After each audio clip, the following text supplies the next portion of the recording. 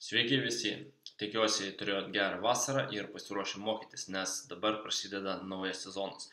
Kaip aš ir minėjau, spalio 1 dieną ir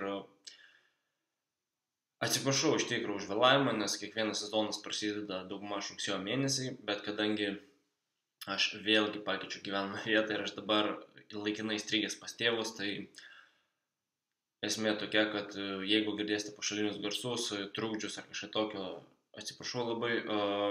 Dar vienas dalykas, praeito sezono pabaigoje aš šnekėjau, kad nusipirksiu papildomą mikrofoną, kad ant to širškimo nesigirdėtų ir susidūriau su dviem problemom. Pirma, tai tas mikrofonas neveikia, nes aš sumokėjau kiek 10 litų, gal tik tais, pagailiau pinigų. O antras dalykas, ne problema, čia gal sakyčiau labiau sprendimo būdas, tai kadangi įsigijau naują MacBooką ir jis kaip ir nebeturėtų taip garsiai čirkšti. Tas aušinimas, ta prasme. Bet jeigu bus, tai bus, sorry, iš karto atsiprašau. Galime turbūt ir pradėti naują pamoką, tai yra pačią pirmą.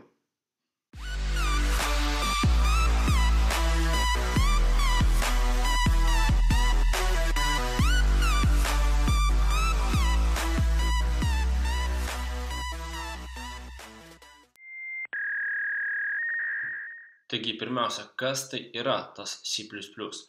Tiem, kas neįsivaizduoja ir pirmą kartą iš jūsų išleido šį video, noriu pasakyti, kad C++ yra programavimo kalba,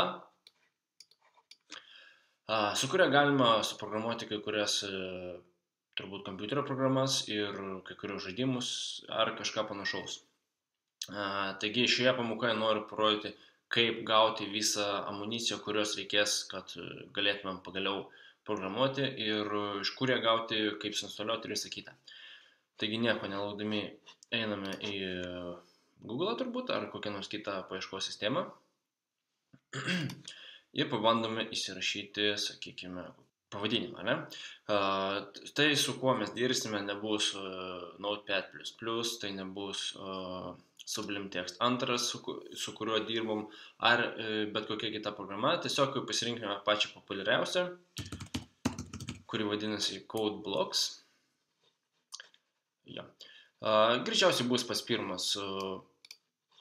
pirma nuoroda, tai yra codeblocks.org. Užeiname į ją, susirandame, kur downloads. Tada mums leidžia pasirinkti 3 variantus, tai yra binary release, source code ir retrieve source code. Mums reikia pačią pirmą, tai yra binary, nesuklyskite, mums reikia binary, download the binary release. Tuomet, aišku, mums reikia pasirinkti, kurią mes operacinę sistemą naudojame. Dauguma turbūt iš mūsų naudoja Windowsus, taigi mes Windowsus ir instaliuosim. Dabar yra 3 pasirinkimai, kurį mes norime instaliuoti. Tai yra setupas paprastas, po to MENGW ir MENGW TDB GCC. Kas dabar čia per velnias yra? Pirmiausia, tai gal atsisiųskime, tiesiog mums reikia būtent vidurinio, kuris turi tiesiog MENGW. Kas tai per velnias yra, to aš jums paaiškinsiu, kol greičiausiai atsisiųsim. Kol siūsmam, aš jums pabandysiu paaiškinti. Taigi, gerai, ko čia mūsų agree. Ok, siunčia. Taigi, kad programuoti su C++ mums reikia 2 dalykų. Tai yra IDE, kitaip tariant, redaktorius, kuriame mes rašysime būtent mūsų kodą. Tai buvo pats pirmas pasirinkimas, codeblocks.exe, be to MENGW. Taigi ten buvo tiesiog tas IDE, tai reiškia, tiesiog vieta, kur mes koduosim, kur mes rašysim.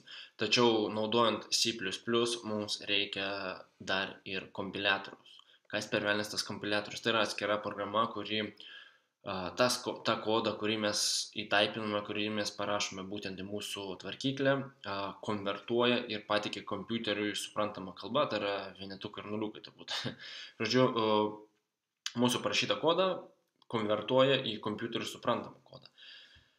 Dauguma instaliuoja ir kompilerį, ir redaktorių atskirai, bet kadangi mes pasirinkom Code Blocks su MINGW, tai reiškia, mes turėsime du viename.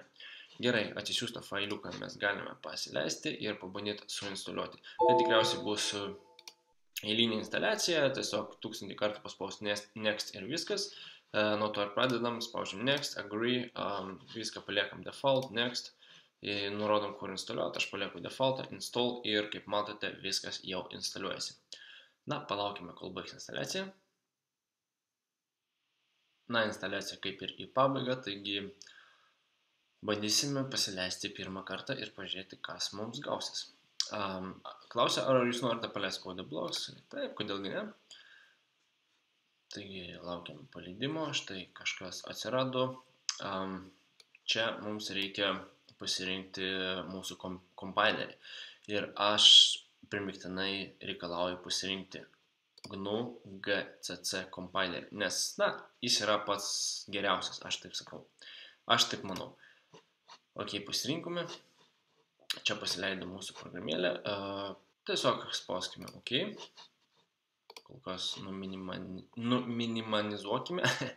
Čia spaudžiame next ir finish, kad nebesitrukdytų. Taip pat išjungiame mūsų naršyklę, mums jos nebereiks. Ant desktopo turime Code Blocks. Taip, kaip mums pradėti dabar viską daryti?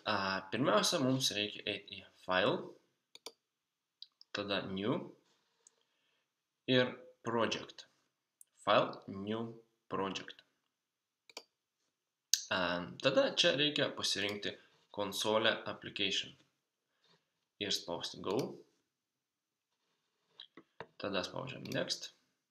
Būtinai pasirinkime C++, ne C, nes C yra visai kita kalba.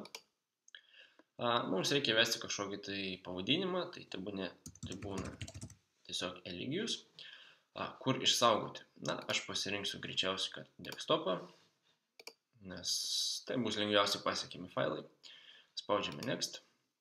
Taipogi vėl kompiliatorius, tas pats GNU GCC kompiliatorius, būtinai rinkitės jį, nes jeigu pasirinksite kitokį, gali būti kažkokių neiškumų, kuriuo aš jums negalėsiu pagelbėti, jeigu bus tų neiškumų jums.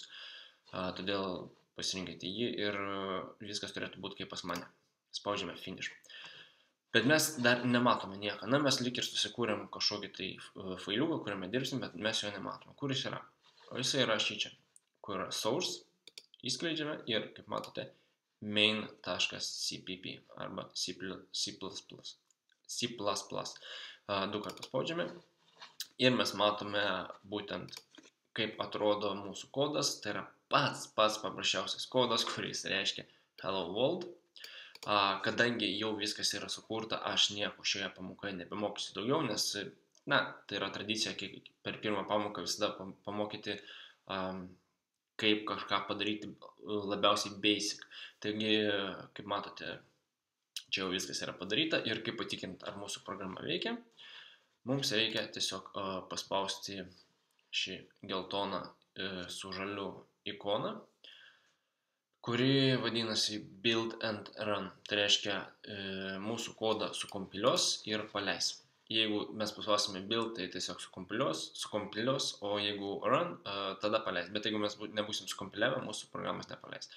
Taigi vėl du viename, paspaudžiame ir kaip matote, mūsų terminalas arba CMD rašo Hello World. Na, taip ir turi būti pagal mūsų sukoduotą kodą, na, tiksliau tą kodą, kurį mums jau davė programa. Ir paskutinį eilutę rašo press any key to continue, taigi galim bet ką paspausti ir mes grįšime į savo redaktoriaus langą. Tai tiek ir tą norėjau parodyti pamokoje, nenoriu jūsų apkrauti bereikalingais dalykais, nes kadangi praradau partnershipą su YouTube, negaliu dėti ilgesnių negu 15 minučių video. Tikiuosi šitas neviršys 15 minučių, nes teks apkarpyti labai smarkiai ir gausis kažkokia nesąmonė. O antroje pamokoje aš jūs supažinsiu turbūt su C++ sintakse. Kaip kas rašosi, kodėl taip yra ir panašiai. Ką reiškia tas int main, count arba coutas, returnas, includas ir visa kita. Taigi susitiksim antroje pamokoje. Iki.